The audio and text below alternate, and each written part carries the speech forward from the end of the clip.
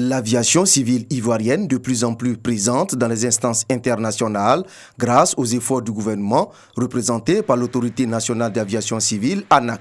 Depuis le 1er octobre, la Côte d'Ivoire est entrée dans le Conseil de l'OACI. Il faut savoir aussi qu'il y a 2 mois, la Côte d'Ivoire a été admise au panel sûreté de l'OACI. Ça veut dire le comité qui pense toutes les règles de sûreté dans le monde.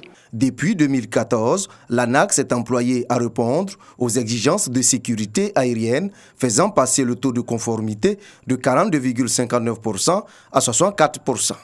Cette année, le directeur général de l'ANAC vise un taux de conformité aux normes OACI d'au moins 80%. L'Organisation de l'aviation civile internationale a fait venir des experts pour évaluer la capacité de la Côte d'Ivoire à superviser la sécurité de l'aviation civile.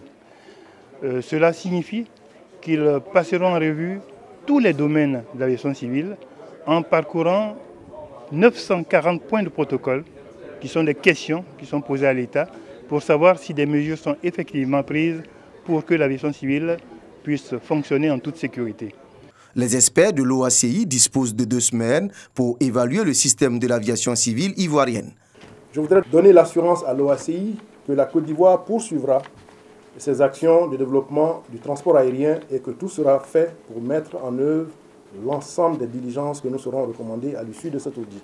Cet audit concerne également le trafic aérien à l'aéroport international Félix Houphouët-Boigny d'Abidjan.